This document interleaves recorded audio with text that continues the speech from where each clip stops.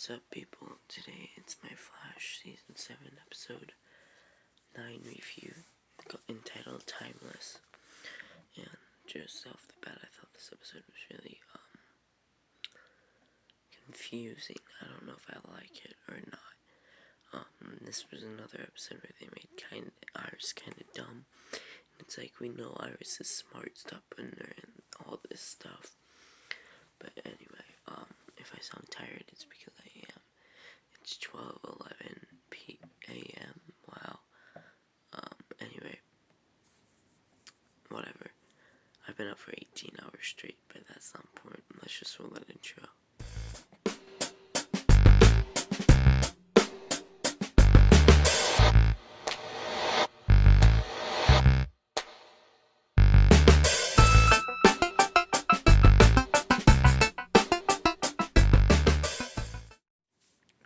This episode starts off right where the last episode ended, with Alexa dying, and the Speed Force and Barry are arguing over what to do, and the Speed Force wants Barry to join her in taking down all the new forces like Dion and Psyche, but Barry doesn't want to do that.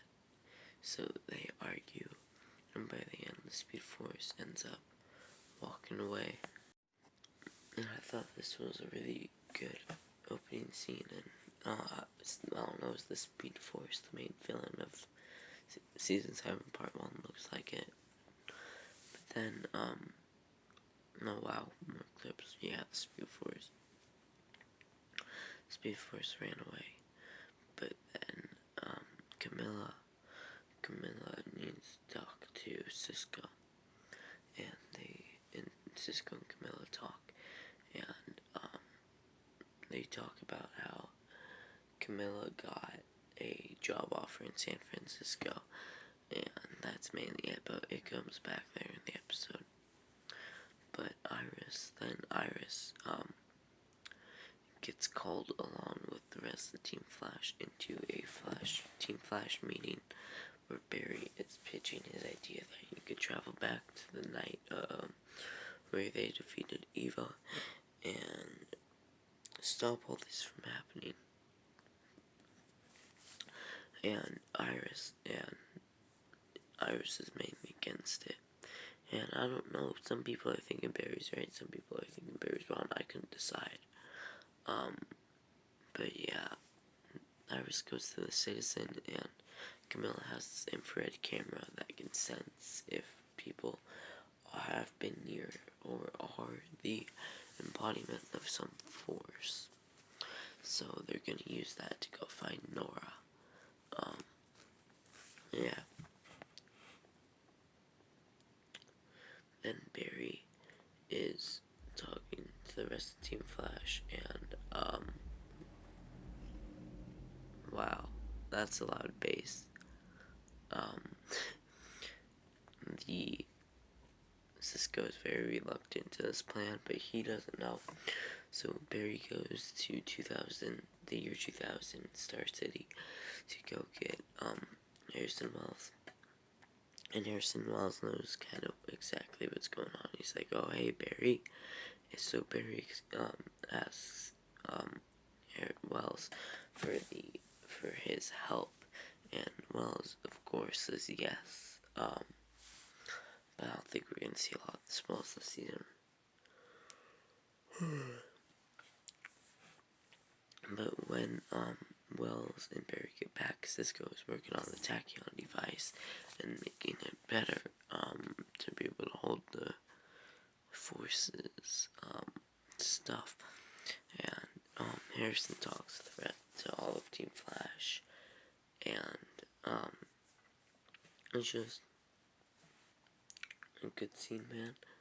And Cisco, again, he doesn't know how to feel about the plan because he is very reluctant at the time. You are taking away Meta's powers without warning, which I think I would and other people would be the main thing against it, but Cisco is. But then Citizen is using the camera, Team Citizen is using the camera to track down Nora, and they can't, so then they just stop in the middle of a park. It was a weird scene, and just talk, nothing else.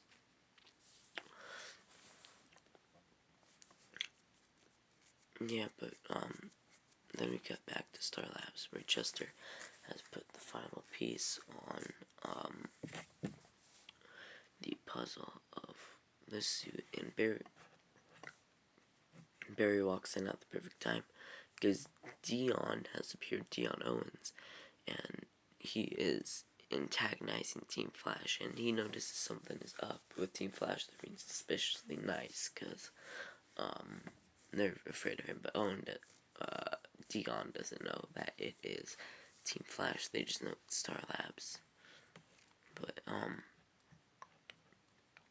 anyway, I was fairly surprised by Dion's inclusion, and it was a welcome surprise, man. I don't have any big stuff to say about it. It was a welcome surprise. Nobody talked about it in this episode, which I was surprised. But yeah, Barry finds the tachyon device aged 1,000 years, but that's okay because it will still work. Though Chester's gonna build a new one with just some parts, and it'll all be fine. But in the meantime, Barry goes to talk to Joe about what he's about to do, and Joe compares the situation to when we first met Wally and how he was hurting himself and everything. And I'm sorry, man, I'm tired. But then the Citizen crew go to Barry's old house. Excuse me for a moment. Sorry, I wanted to get a blanket because I'm cold, so if you hear any messing around like that, it's because I'm moving a blanket around. But yeah, they go to Barry's old childhood home, and Cisco comes back, and he is a go for the plan. So Timeless Wells and Barry start heading back to the night. And do any of you think Timeless Wells' powers could be tied to the Stage Force? I don't. Yeah, that's the green one, I think. But anyway, they go back to that night. When it all happened, and we finally see what Timeless Wells originally was. Looking at episode 3, we all thought it was a window, but no, it was future Barry and future Wells. And I like that, man. You gotta do something with that with time travel every time, in my opinion. Then they go to the roof, and on the roof there are all these amazing and beautiful visuals, and just like that. But I'm surprised that nobody thinks Star Labs is up for more when they have a giant beam of lightning going through there. I know the power was out and everybody was occupied with Eva, but look at that thing. Star Labs isn't like involved by the cops or like suspicious anymore. Doubt. But anyway, Barry's gonna walk up to it and go in it, but not yet, because we have Psych attacking Team Citizen, and Iris sees Nora, or the Speed Force. And the Speed Force keeps hinting to Iris being a mother, so I don't know if Iris is pregnant and she's not telling Barry yet, or anything like that, but, yeah. I'm interested to see where this goes, but, Iris, she breaks through the games of her mind and talks to Psych one-on-one, and Iris tries to reason with Psych, which I bet is not the best idea, man. But yeah, it's not the best idea, man. Psych tries. No, I don't know where I'm going here, man. But Psych puts her like tries to put her in another dream, and it like hurts. Yeah. But then here's my favorite part of the episode, Barry steps into the artificial lightning, which I was asking how was he there, but then we saw there was like a strainer thing there. But then Barry, you can see all of the particles inside the Speed Force stream, and all the particles go into Barry's chest emblem, not chest emblem, the takedown device, and Barry did it scot-free and good. But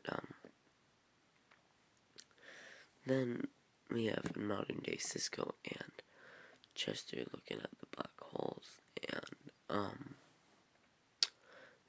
we see that Psyche is gonna erase, lightning's coming out of him now, and Dion, lightning's coming out of Dion now too, and I'm interested to see what happens next episode. I don't think this episode has big ramifications, but it was a episode where a lot of things happened. But also then Alexa has gets struck by lightning, but back in 17 days ago from when the episode takes place. So I think they're like in late May of 2020 right now, but we get these beautiful visuals with these amazing CGI, and just look at that, man. Isn't it beautiful? Just look at it. I think it's beautiful, but I think the CGI on that is also amazing, man.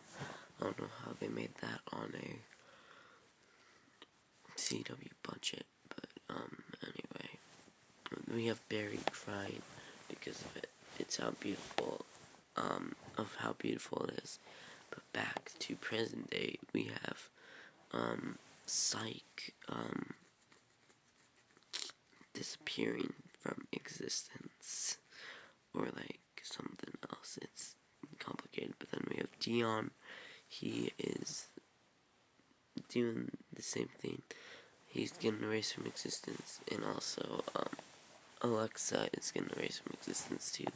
So what Barry should do, I don't think they're getting erased from existence as a entirely person, but from the 17 days ago. And Adrian Wells is looking at Barry like, we gotta go, and Barry doesn't kind of listen, but ultimately, because Barry is so caught up and he's having so many emotions right now, so he grabs the centerpiece from the tachyon device, and this surprised me. He throws it down and smashes it everywhere, leading the particles somewhere, and to Psyche and everybody else who will later get the powers, and that all happens, and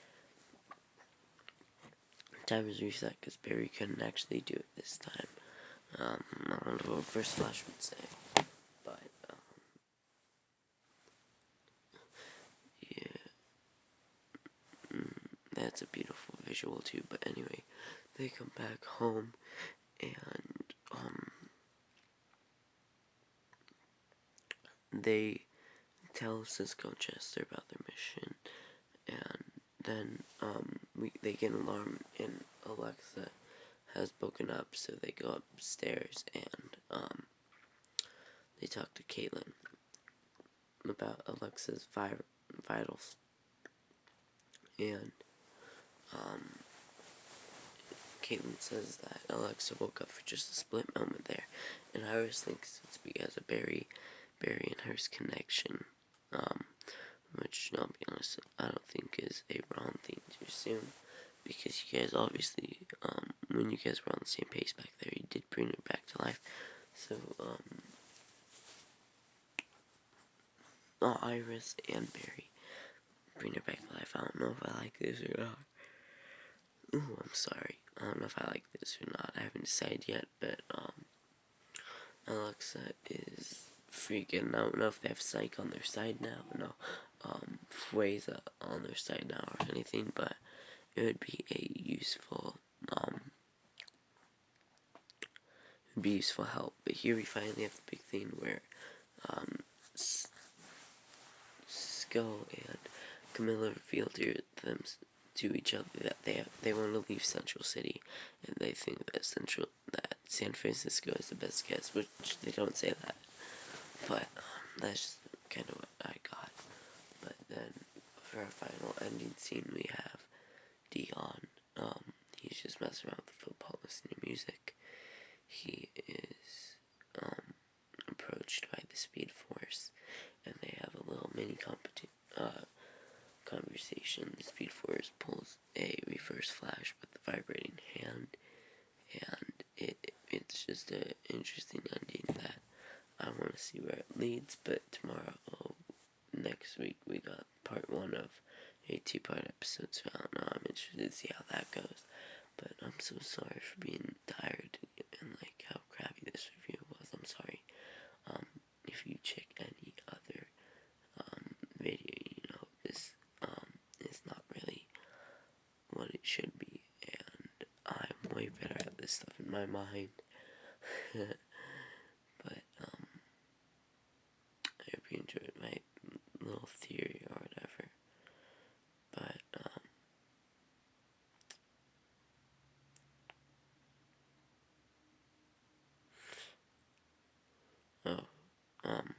I'm sorry. I had nothing to say for a quick second, but anyway, I'm not gonna waste your time. Just stay safe. Goodbye. Stay safe and goodbye. And I totally fell asleep there for a good 10 seconds.